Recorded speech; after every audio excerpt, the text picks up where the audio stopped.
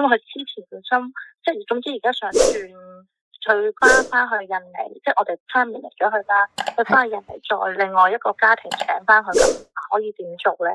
係，OK，咁姐姐想要，其實呢個工人係你識得個姐姐係咪咁意思？吓？你識得個姐姐，你都知個姐姐係咪啊？知，我識嘅。哦，好啊。因為我哋用緊嘅，不過我哋想轉去另外一個 family 咁樣啫，即係我哋親戚咁樣。OK，咁你姐姐使唔使翻印尼先？佢要啊，佢想翻去放假，跟住再翻嚟咁咯。OK，因為點解咧？其實有兩個方法嘅。如果佢唔需要使咁多錢，因為我覺得佢可以喺呢度申請先派個 visa 先翻印尼，佢係印尼唔使俾錢。如果佢單緊 visa 喺印尼，佢要俾錢。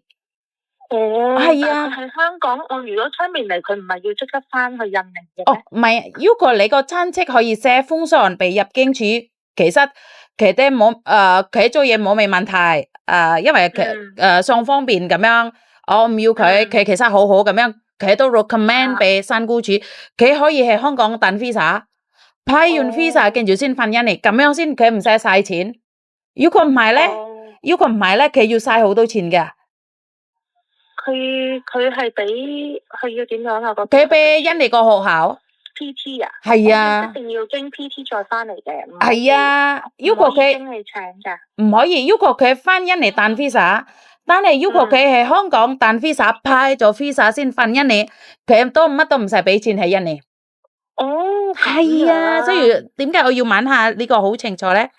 咁即係我可以請咗你先，跟住再俾佢放假。係。咁樣慳翻好多錢，因為工人姐姐多數都俾4000蚊到7000蚊嘅，所以我要求你識得個工人姐姐，你知個姐姐，我都快啲叫姐姐俾錢喺學校啊嘛，其實都冇用噶。係啊。其實講真冇用嘅，我哋都唔好直接揾你請，就唔使傾 PT 啦。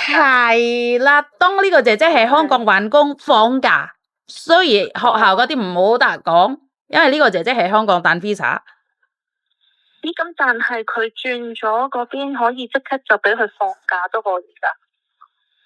邊度？佢轉咗 contract 之後，可以即刻俾佢放假。可以，咁入境處嗰邊有填 form 啊嘛。呢個姐姐使唔使翻印尼先啦？咁我哋要寫翻印尼先啊嘛。咁入境處批咗 visa，叫佢翻印尼咯。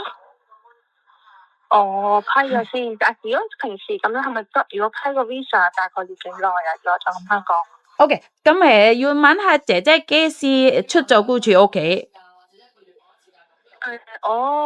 係，咁佢因為其實咧，我呢邊係會請新姐姐嘅，但係而家未知幾時嚟到，咁我預計佢嚟到之後就會同佢就係 terminate 嚟，跟住等佢本身係諗住佢放完假搞一輪咧先翻嚟咁樣嘅。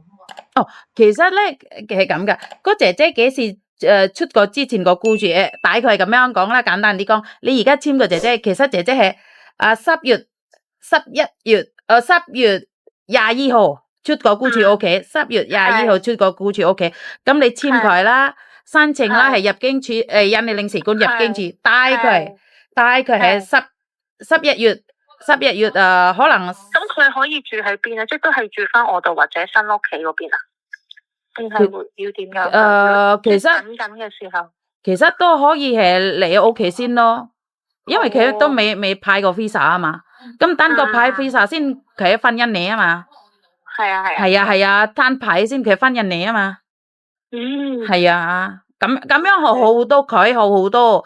其實當個雇主兩方面係一樣，個雇主俾錢係一樣，翻印尼唔翻印尼一樣。如果翻印尼多啲機票錢啫。如果唔翻印尼，佢係喺度唔使俾機票錢，但係當姐姐咧，姐姐真係使好多錢。係啊，4000蚊到7000蚊，係啊。好貴喎，真係。係啊，所以點解我都唔想要姐姐，因為你識得個姐姐，同埋咧新個雇主你都知，咁希望佢都冇嘥咁多錢啦，係咪先？係啊，我都唔想個姐姐嘥錢。係啊，因為多數都好，我覺得學校都其實冇用，但係佢印尼嗰啲法例咁樣，我哋冇得罪啊嘛。明白。係啊。所以問你好啲，因為佢覺得你好好人㗎嘛。其實唔係嘅，一樣。因為多數我都講俾姐姐聽，我唔會幫公司，我都唔會幫雇主，我都唔會幫姐姐。我係中間㗎。所以我覺得姐姐你都過分，我覺得唔得啦。有啲僱主，但你都解釋得好清楚。因為我自己都希望可以幫到人。多謝你。唔好咁講。好，咁清唔清楚啊？而家商量下先。好啊，好啊。我同佢姐姐商量下，我再通知你啊。好啊，好啊，大家聯絡啊。好啊，唔該晒。如果係我，即係如果我轉 contract 都可以揾你搞噶嘛？可以，我公司可以幫到你，可以，冇問題。唔好咁講，好啊，拜拜。Oke, sekali lagi saya berterima kasih buat mbak-mbaknya yang percaya sama saya. Ini majikan nelpon saya, gimana caranya? Karena saya juga tidak ingin kalian bayar banyak untuk di Indonesia sana. Makanya kalau majikan memang baik, memberikan kriteria yang baik, saya tidak ingin kalian pulang Indonesia dan membayarnya gitu loh. Jadi saya lebih baik mempertahankan kalian, memberikan surat bagus, dan akhirnya kalian bisa bertahan di Hong Kong sini. Jadi itu aja dari saya. Kurang lebihnya saya minta maaf. Oh ya, sekali lagi pesan buat kalian semua bahwa pinter-pinterlah merayu majikan agar kita bisa bertahan di negeri beton ini. Kalau kita tidak bisa merayu majikan, kita akan pulang dan ya sekali lagi kita akan kehilangan uang banyak gitu loh Mbak. Kalau kita masuk PT lagi, proses PT lagi, saya tidak tahu harus ngomong apa. Apakah ini adil buat kalian atau kalian merasa nggak apa-apa karena sudah nggak kuat lagi. Kalau saya pribadi merasa nggak adil ya, karena harusnya dapat uang lebih kayak 4.000 sampai 7.000 dibayarkan ke PT kan sayang. Mendingan kita bertahan di sini dengan rekod baik, minta surat baik dari majikan agar kita bisa nunggu visa di Hong Kong. Jangan pernah bertengkar sama majikan karena tetap majikan pemegang pasal 1 ayat 1. Itu aja dari saya. Terima kasih. Kurang lebihnya saya minta maaf. Wassalamualaikum warahmatullahi wabarakatuh. Berkat Tuhan mengalir atas kita semua. Semoga semua makhluk bahagia, Anda dan saya bahagia. Bye-bye.